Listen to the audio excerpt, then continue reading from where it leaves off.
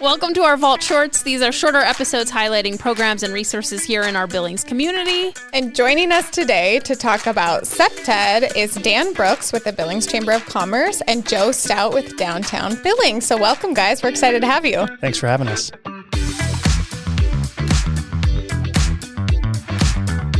The following is a Big Sky Economic Development production.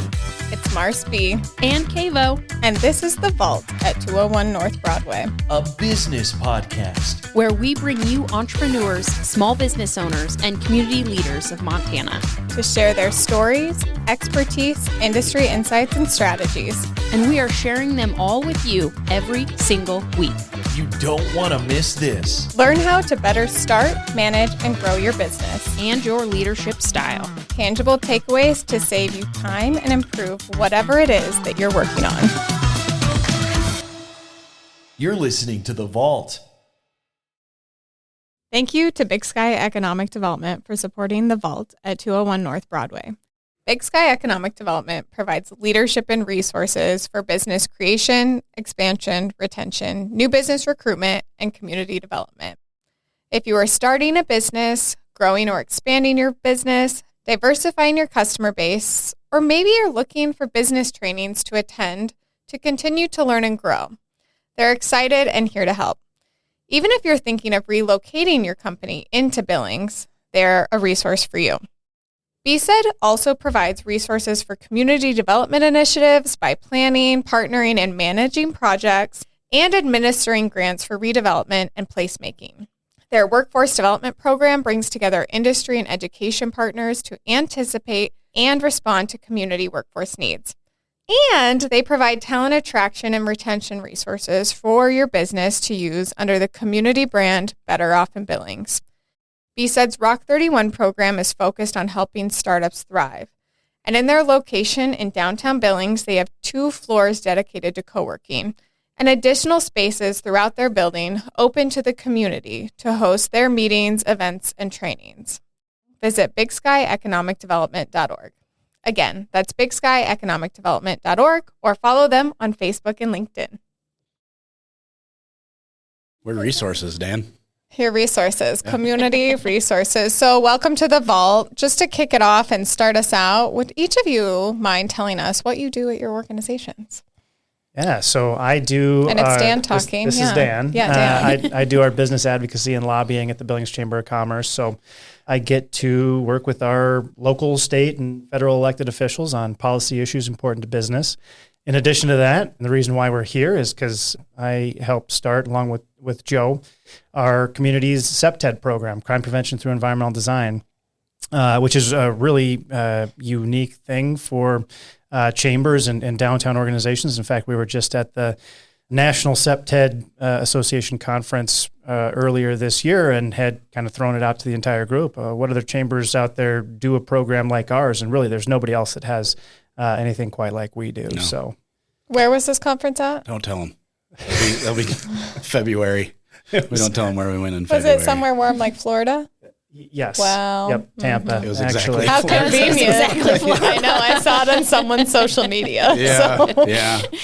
So, Joe, what do you do? Well, I'm the director of the Business Improvement District with Downtown Billings, and that encompasses a whole bunch of stuff, not the least of which is CPTED. But also we, put on events, and I have a crew that cruises around downtown and cleans up, and we take care of graffiti and stuff. You guys They're do the a lot of purple work. people. Yeah. Yeah. Well, I don't know if We you just like do to a be called couple the purple things, people, but a lot we're of things. It's the Downtown Billings Street team now.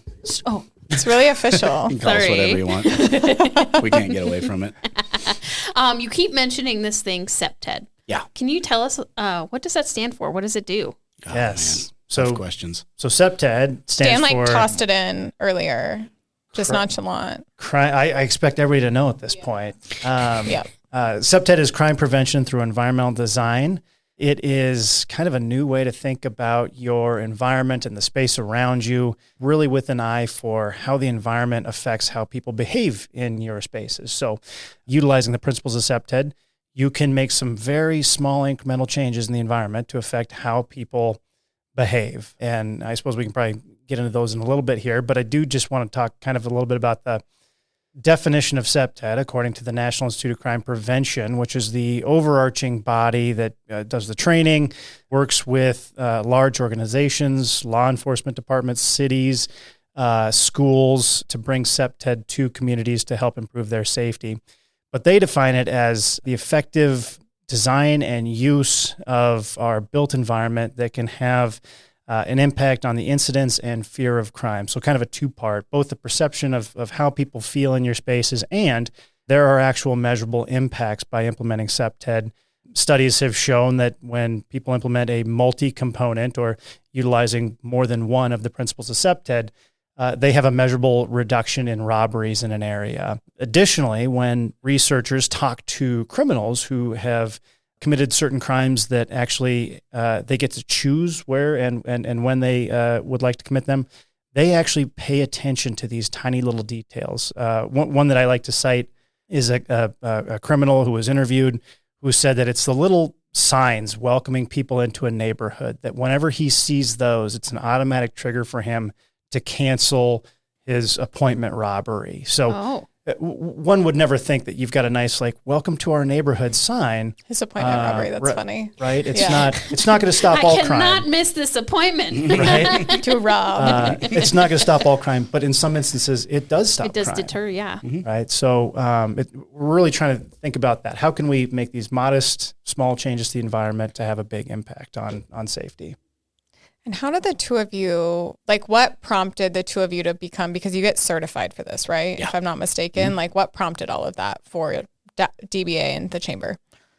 Well, we had kind of had, besides going to fun locations. yeah. Well, yeah, we just wanted to get away from our bosses. Yeah, exactly. No, we had just kind of an outpouring of support and concern from our businesses, both with DBA and the Billings Chamber, saying, hey, we need to do more about the crime that's going on in Billings. And this was 2019, 2020. And so we had kind of put our heads together, both organizations, thinking, what can we do? And we thought about a sort of two-pronged approach. One, let's work with our local government and voters to pass some mill levies, increase those resources for our public safety personnel in Billings. But let's also figure out, how do we work with and empower our businesses to make positive changes for themselves on their own properties. And we had found this program, CPTED, new to us, but certainly not new around the country and in other locations, that we could go and get this training, and then we could start bringing that concept to our businesses and property owners to help them make positive changes on their properties. And, in the beginning, we weren't real sure what it would offer, or what we could, bring back from it. But we both went to our initial training separately. Okay. And I went to Bellingham, which was really nice too. Mm-hmm. But how nice! I found myself absolutely, engrossed by it. Like on the first day of training, we had a really excellent trainer too. But it's fascinating stuff, and some of it's seems like common sense, but it all comes together into kind of one big package that really can make a difference, and it's really interesting. And so you guys offer this to businesses in the community. Mm-hmm. So you went to the training, you come back, and how do you do an assessment? Because it does seem like common sense, right? I think we had it done, but maybe it's just someone taking the time to do the assessment. So walk us through what the assessment's like. Yeah, so for those property owners that would like us to come out to their property and have this assessment done, we come out. We want to usually talk with either the owner or facilities manager or a COO or somebody who's kind of really in charge of operations, and just kind of get a feel for what their main concerns are on the property. And we'll already have kind of a good idea. We'll do a snapshot of the crime mapping around the area. So we usually come in a little bit informed about what their problems might be.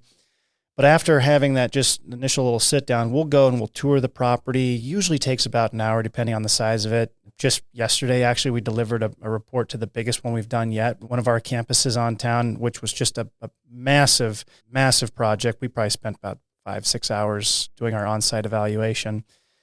And then we'll come back actually after dark, and we'll skulk about. Do you wear robber costumes and hats? No, I'm just kidding. Kind of red team. Dressed in we've thought full about black. It. Just to really get into character. No, I'm just kidding. We usually give a heads up, right? That, hey, we're going to come out on this evening. So, if you've got security personnel watching, let them know that you so guys that aren't suspicious individuals. Yeah, so they don't send the police to come find us. But one of the things that we will find from time to time, and we really appreciate, is if we are noticed and a neighbor comes up to us, and we've had that happen in a couple areas of town. Hey, what are you guys doing? Oh, well, we're here for a security assessment for, whoever the owner is. Okay, all right, we'll just check in. And we're like, well, thank you for doing that, because that's actually one of the things that we want to help promote. How do we get more eyes on the street? How do we involve the neighbors in sort of self-policing the neighborhood? So we always see that as a benefit. But back to the report, kind of after we do that, it usually takes about an hour. We've got an actual proper light meter that comes out and measures the foot candles. And so we have a standard that we utilize based on the Illumination Engineering Society's recommendations, that we kind of map out what the illumination of the property looks like at night, so people can see with actual numbers what their lighting meter read comes out as. Because a lot of people, we just installed a couple more fixtures and our lighting is really good. But then we get out there and we're like, oh man, this actually isn't that great. And so then having those numbers is super helpful to say like, hey, it might be worth having an actual, lighting engineering company come out here and figure something out for you to help reduce that theft at night. Anyway, we get done with that, put together the report, and then we come back and deliver about an hour-long briefing to kind of run through everything that we found, and we deliver a hard copy report as well with all the recommendations that kind of serve as like just a little checklist of things. So as a business can make the improvements, because everybody's got yearly budgets and they can't just go and add a whole bunch of lighting fixtures and alarm systems and access control and fencing and stuff like that in year one. We want something that they can refer back to, as they continue to make those safety and security improvements to their property. Like phase it out. Yeah, absolutely. We try to throw in some real easy low-hanging fruit. Replace this light bulb, trim this bush down, whatever, that kind of stuff. But we'll go all the way up into like saw a hole in this side of the building and put in some windows, that kind of thing. So we'll go clean through the whole gamut of recommendations. You've talked about what the assessment kind of looks like and how long it takes you guys to run through it, but what does the cost? For chamber members and like downtown businesses, we don't charge a dime. Yeah, wow, what a great value add to their memberships. Yeah. Well, it's really significant. Like we'd said, we were down at the National Association Conference earlier this year, and a lot of other localities that have requirements for CPTED assessments, whether it's in their liability laws or if they've got like a crime-free multifamily housing program where businesses actually have to have CPTED assessments done. They have an industry built around it. So actual, private sector folks that do this, and they're probably charging no less than $200 an hour for this kind of service. Wow. So, and you guys are certified because you're going back to like get updated on trainings and things like that for this program, which is really a value add to your members, to the whole community. Yep. Actually, that was the reason why we decided to attend the national conference. Otherwise, we could have just gone and taken a shorter training just to recertify ourselves. It's been long enough since we've both been through the basic and advanced training. So what are some common things like that businesses that you see that like every business probably has when you do an assessment? Oh yeah. Gas stations, for instance, their windows are always covered up with posters. You can't see out, nobody can see in, that kind of thing. We'll recommend that you don't cover more than 30% of your windows. And we give you a nice little number, and we'll say put your logo banner across the top and across the bottom and leave the middle open, right? That kind of thing. Seems like when you put a light pole in your parking lot, you also plant a tree right underneath it so it grows right up around that light pole and makes it not do anything at all. They sell them together, don't they? I think they must, because there's always a tree under every single light pole. Lots of stuff like that. We always, just about every report we say you need to put just a peephole in your back door into your alley, because you can't see what's going on back there when you're taking the trash out. I don't know what else we got, Dan. No, just to expand on that one, a lot of times we'll doing that initial kind of 15-minute sit down before our evaluation. Our employees, when they exit back out into the employee parking lot at night, they don't feel safe. Well, then we'll go and look, and it's just that commercial crash bar door and there's no way that people can see outside and gain any situational awareness. And, it's as easy as a $20 peephole fix. And right? you're already walking into who knows what you could walk into. Yeah, sort of say your last prayers and head on out there. Take a breath and hope Every day. Yeah. Wow. That's like.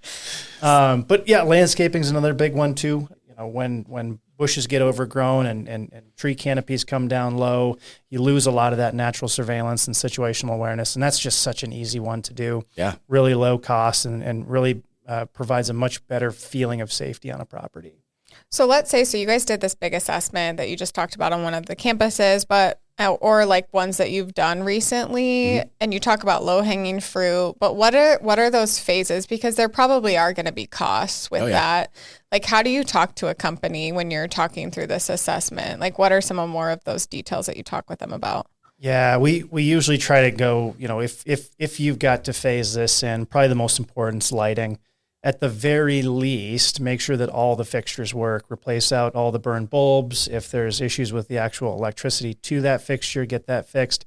And then, so quickly on the lighting, when you guys are talking about that, I think of different, like even my neighborhood that I live in, I'm like, it's like a cute light, like a cute light fixture and like cute yellowish like light. Yeah. And I feel like I'm in a Harry Potter movie, but it's not. Like, what kind of lights are you is that the kind of light, or are you talking about brighter light? No, I'm so glad you brought that up because one of the things that we say is that with the CPTED, it's kind of 6 of one, half dozen the other. There's a lot of balance that needs to be taken into account here. When it comes to lighting, yes, I think you're probably talking about like a decorative acorn fixture. Like they're cute. Yeah, it looks so nice during the day. Like a movie. It's got a very Dumbledore's coming out with his illuminator. A warm aesthetic. Off. It really provides a motif for the area that is just inviting. But the fact of the matter is, those lights are terrible for illuminating human activity and terrible for safety. So we always recommend just a really basic, typical Cobra head fixture that has a full cutoff on it, so you're not providing a whole lot of glare. All that light is getting put straight down to the ground where it's usable. And even in those situations, because all that light is usable, it's not producing glare.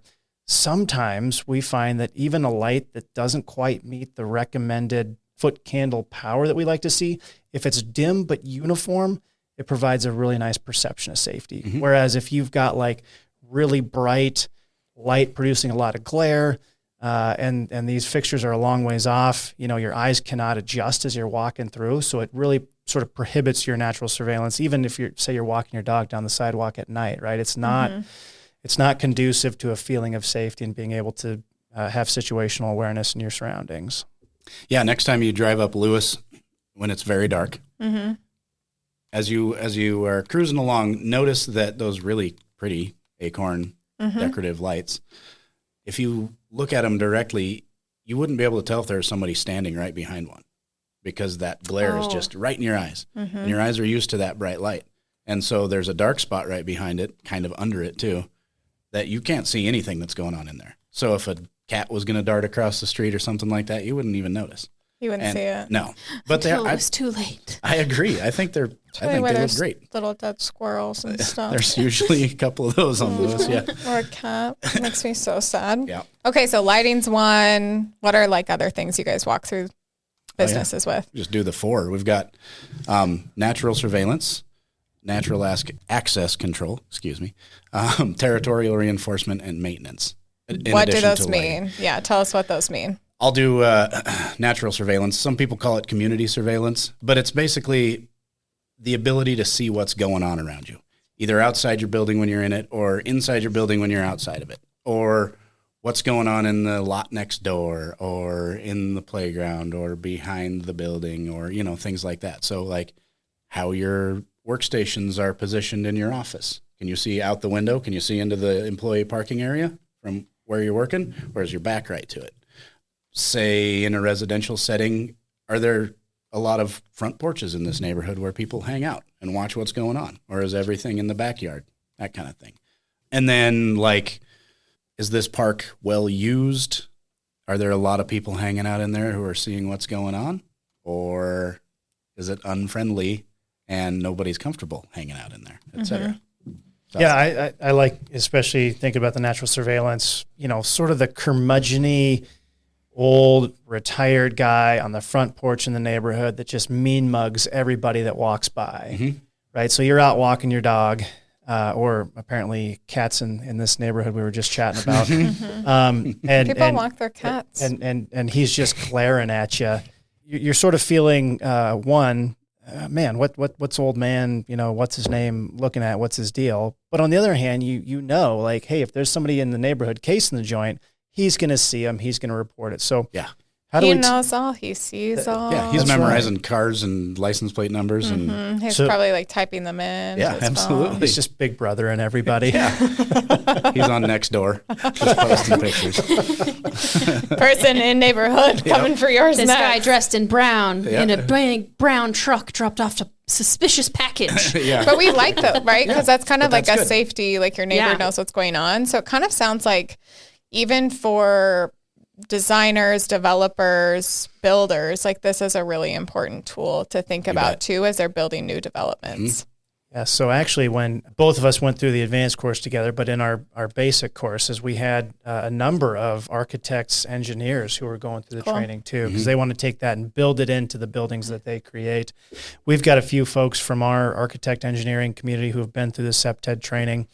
And frankly, a lot of this stuff has already been put into whatever they go through in school, because we talk about a lot of the same principles, one of which is territorial reinforcement. We can talk about using height and elevation changes, and our architects do that all the time. Well, yes, you can build that in, and it sort of has a cognitive effect on people. So there's a lot of overlap already that's going on, and so it's just cool to have our architect engineers building CPTED in, maybe even without knowing it. Yeah. And, well, territorial reinforcement is another one of the 4 principles. Okay.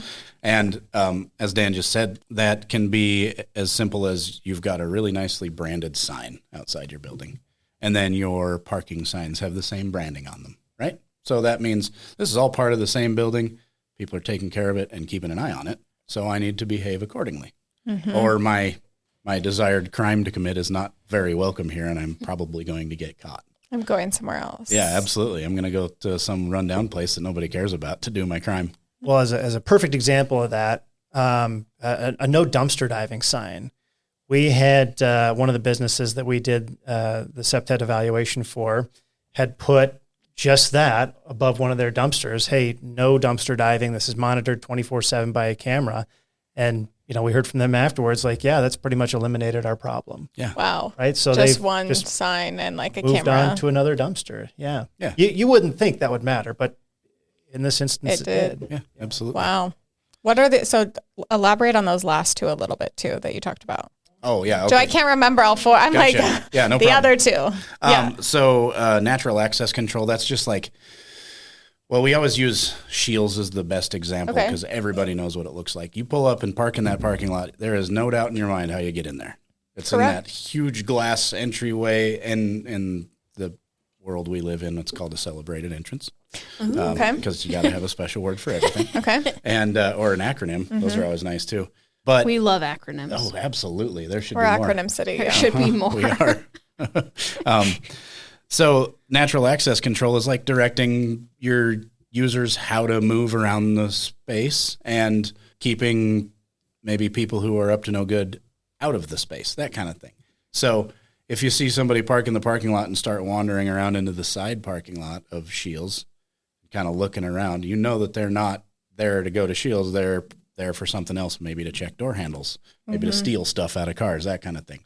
Do you find calling them out on it makes a difference? So like if I was at Shields and I saw somebody like pulling on door handles, Yeah. would I just be like, hey, what are you doing? And that would make a difference. Oh yeah, absolutely. And that's the whole idea. You want to make it so that anybody who's parked at Shields and sees somebody off doing something that they probably shouldn't be doing is comfortable doing something like that. You know what I mean? Like not necessarily intervening. You don't want to put yourself in danger, but Makes them feel awkward and uncomfortable. and that'll also make the person who's checking door handles feel like pretty observed and uncomfortable doing it there. Okay, better go find a different parking lot to do A my redesigned business. parking lot. Uh-huh. Yeah, and when you talk to our police about this, they use the terminology witness potential.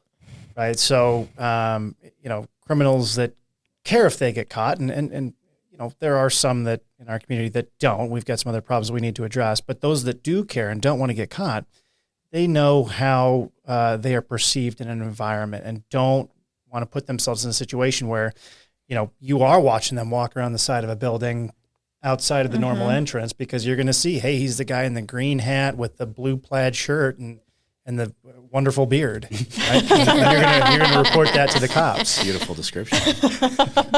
Yeah, absolutely. Well, and also, you just see somebody hopping a fence. Yeah. That's what fences are really good for. Not just keeping people out, but making it obvious that somebody's trying to get in, rather than just strolling through the gap, Or like the main entrance, like not everybody else. Yeah, absolutely. Why aren't you using the standard way in instead of, exactly. And we talk about a couple of different ways to use natural access control with real and symbolic barriers. Real barrier would be like a 6-foot fence that like really is difficult to climb. Whereas you can also have a symbolic barrier, which is, let's say it's the 1 foot, 2 foot fence. It's really meant as kind of an aesthetic to the landscaping, but it does have the chain link there, and it's definitely a fence, right? A normal person that is a law-abiding citizen, such as myself, would feel really awkward crossing that fence because I know I'm not supposed to. Yeah. What it does is it makes everybody else that does cross over that fence really stand out, and then that witness potential goes through the roof. Standard velvet rope. Okay. Wouldn't actually hold anybody back, but everybody like knows. Getting in even to the movies. Like you just follow, everyone gets in line. The little seatbelt maze you have to go through at the airport. Yeah. You can just walk straight through that if you wanted to, but no one does. Exactly. Usually. Yeah. You take the 20 seconds to walk the whole S line, and there's And nobody you go in to it, TSA right? pre-check, right? Yeah. Oh, you guys. Yeah. You guys are cool. I just think that I've done that before. Just walked the whole line and Just alone. And you feel silly, but you're with your you're, little like carry-on roller, you're like, dude. but you're definitely not going to go under those ropes. I'm gonna As get shot if I tempting start as ducking ropes. it is. Yep. Okay, what's the fourth one? Maintenance. And that one's pretty simple. Trim your trees, trim your bushes. Don't let stuff grow over your windows. Don't let stuff grow over your lights. Replace No your trees light by the bulbs. lights. Don't plant trees under your Exactly. lights. It's got to be bad for the root system anyways. But Oh, yeah, absolutely. It's bad for everything. Maintenance basically just keeps all the other principles working, right? So you can implement all these nice changes and put in new lights and trim everything and blah, blah, blah. And then if you just forget about it and it all just goes away and now it doesn't work anymore, right? So lighting is normally a part of maintenance. yeah, like change the light bulb. Yeah, exactly. But we break it out because it's really important. And in Billings, we got long winter nights, and it's not the most dangerous town in the world. So lighting is usually something that people can really make a big difference in. So what are some of the changes since you guys have been doing this since 2019, 2020, like some changes you've seen now that you've been implementing and doing this programming to our community? I think two really good examples are the Yellowstone Art Museum. Over at their visible vault, they were having issues with employees coming in the morning, and there would be transients sleeping in the sculptures or behind the building, or, they would find evidence of really unwanted, let's just call it naughty behavior around their building. And staff felt Another technical term. Naughty behavior. staff felt scared, coming in the morning. Well, we did a CPTED evaluation for them, came in the middle of the night to do the lighting assessment. And sure enough, they've got about 12, 13 fixtures on the building. Not a one was working. Wow. And so, it was not a big surprise that there were issues with people using the space in a way that they didn't want to. So we made a number of recommendations there. And if you drive by it today, you'll see the great lighting that they have. And we actually asked them recently, hey, it's been years since this upgrade was implemented. I don't suspect it's completely eliminated everything. How often? And, they say every now and then, but certainly not on a regular basis anymore do they have issues with that. So made a significant nearly change there. daily before. Right. Yeah. And what an impact to that team that was going in every single day. Like they probably dreaded getting, like, not going to work, but kind of like to get through the door and like, what am I dealing with today? What am I going to have to pick up? And if I have to Or call, not like, pick who do up. I have to call to come and help with some of these things? Yeah. Absolutely. Wow. Yeah, it's pretty nice. And they had, before these changes were made, just before these changes were made, when all the lights were burned out, they were getting like, I don't know, 200 some police calls a year. That's a ton. Which is a lot. That's a lot. And it just dropped down into like single digits, basically, after that. Wow. What was the second one? I think we'll probably highlight the depot. So on that far west side of the parking lot, there's a little corner there that is kind of the property line between Carter's and the railroad. Yep. And there's some wonderful trees over there. Just look really nice. But like we were just talking about earlier, those trees were blocking off the light from the light fixtures there from getting in there. So it was a nice dark little area for people to engage in unwanted activity. We found a bunch of other naughty evidence along with a lot of hair. They must have been running a stand-up ad hoc barbershop over there. Wow, okay. Interesting. Yeah. Curious. Yeah. What a hairy situation to be in. But if I remembered which one it was. The green, I think. No, wait, yeah. The green one? Oh. Nope. No. There you go. there you go. Blue. Perfect. Leave that in. Yeah. So they wanted to keep the trees because they look nice, but they're blocking off the light. So how do we prohibit this activity? The two of us brainiacs put our heads together and thought, well, if we just recommend they put in some big river rock into this corner, it really just blocks that off, makes it an uncomfortable spot to engage in those unwanted behaviors. And you get to keep the trees. It just makes it feel safer for those who then come in and park in that parking lot and use our other businesses on Montana Avenue. So it was a huge change, made a big world of difference. Granted, river rock of that scale is not cheap, but I think the value of it more than offset and people the costs. coming downtown and feeling safe. And then they've implemented just security, which I think has been another thing probably out of that, where it's like, there's someone that you see in that parking lot just monitoring Montana Avenue, which is really helpful too. So you're talking about a lot of things that business owners can or organizations can implement. Are there resources to help businesses update those? Yeah, there are a few resources. If you're within the tax increment finance district downtown. And also referred to as the TIF. Yeah. Acronym. Sorry, TIF. Let's do it. If you make some of the changes that we recommend in our report, once we've gone and delivered it to you, we will match some funds up to $3,000 that you spend on making these reports that we recommended. And of course, we haven't even mentioned this. These reports that we give to folks are confidential. We don't put them out. They're not for public consumption. We're not going to show off your glaring security deficiencies to the world. So we'll hand you this report. You'll look through it and think, you're right, I should put lights up here. That'll cost me about $3,000. I will get a hold of the DBA, and we will write you a reimbursement check for half of that. So it's a one-to-one match. And then that will kind of take a little bit of the sting out of making these improvements because, these improvements are going to benefit all the businesses around you and everybody who's down here, not just you. So, Yeah. And if can I make a shameless plug for Big Sky? Yeah, I love it. Yeah, we also list in there the Space to Place grant. Yeah. Which is a great way to do more than, but we often recommend public art in each one of these because that's a great way to promote natural surveillance, bring people to an area that want to engage in good behavior. And while it might seem paradoxical, putting up public art actually reduces the amount of graffiti on the walls, right? There's this kind of assumption with graffiti taggers that they are artists and they don't want to disrupt others' art. So put public art up on your wall and you stand a far less chance of getting tagged. So an example of that, if I'm not mistaken, was the pub station, right? Because we did the murals with DBA. We did those, which were so much fun. Well, the greetings from, and then like you guys did the other ones. Yeah. But isn't that one, like we put the art and then they put in lights, and now that's like one of the most probably, I'm just saying this, I have no factual information, but it's like you see those murals everywhere. Yeah, like absolutely. On social media, headshot, like you just see them all the time. And you've seen our light bike program right. that we have up. We did a couple of those with the Space to Place grant, and then we got another grant for the rest of them.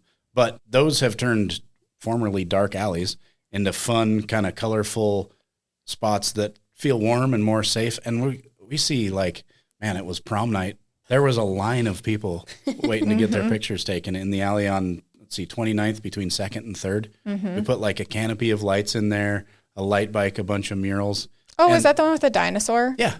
Absolutely. And so we've got like 4 different artists' murals in there. I put up 904 light bulbs. Wow. Yeah. Kind of bistro light kind of things. And then the light bike and everything. And now, like, you can't go on Craigslist and look for cars to buy that, well, you won't see a picture of a car parked in that alley in their ad. And senior pictures all the time. Headshots. Yeah. I feel like just company ads. Like Yeah. people are like using all of them, which is really fun to see. I think like knowing like everyone's like your impact, like Big Skies to an extent with some of the space to place. But it's like, wow, look at those cool little changes really when you think about it that are making huge impacts in people's lives. Absolutely. And they're like destinations. Yeah. Where the car thing is fascinating. I had no idea. It's hilarious. Yeah. I mean, I can show you one right now. I just saw one this morning, but, That's so funny. and also that alley used to get tagged a lot because it's just a big blank white wall, right? Yeah, why wouldn't you? Yeah. Perfect. It's like a canvas. Yeah.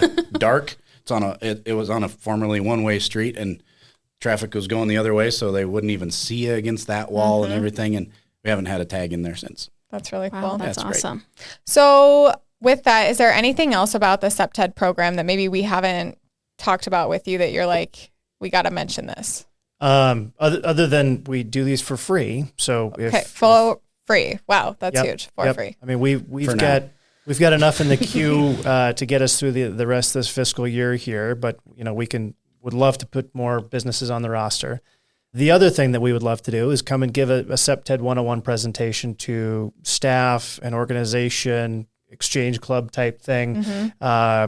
We've got about a 45. We could tailor it to whatever time frame is available. We can do 15 minutes to 45 minutes, but we really want to help people see CPTED in their spaces. And like we often say, once you see it, you can't unsee it. And so we want to equip folks to be sort of better security folks in their own environment, right? So that they can say, hey, I can't see through my window here and see out into the staff parking lot. Maybe we should change that. Yeah. Okay, so if people want to do that, how do they get, like, pimp yourselves out? How do they get Or can a they hold of connect you? with you? My Instagram handle. What's your handle? How do they connect with you? But like really, how do groups, if they're listening, how do they connect with you guys to get like a presentation scheduled or maybe get on your calendars to come and do a evaluation at their facility? Email one or both of us. I'm Daniel, Daniel, at billingschamber.com. And I'm Joe S. at downtownbillings.com. Wow. Very easy. Easy to remember. It's long, Yeah. but it's easy to remember. It's not an acronym. It never fits on the line when you have to write your email address down. That's how it bends down the margin of the page. But whatever. I know. It's a lot. Well, thank you guys. This has been so much fun having you on here, learning about CPTED, what you guys do. Thanks for all you do for the community. It's a really cool program. Thanks you guys. for having us on. My pleasure. Thanks.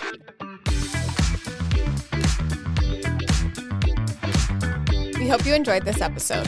Make sure you are subscribed to The Vault at 201 North Broadway, wherever you podcast, including YouTube. Connect with us on Facebook at The Vault at 201 North Broadway and Instagram at The Vault_201. Don't forget to visit us at thevault@201.com and subscribe to our newsletter.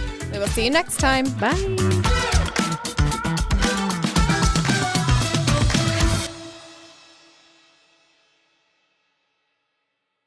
Thank you to the Small Business Development Center for sponsoring The Vault at 201 North Broadway. The Small Business Development Center offers free personalized support from business plans to financial projections and beyond, empowering small businesses to thrive.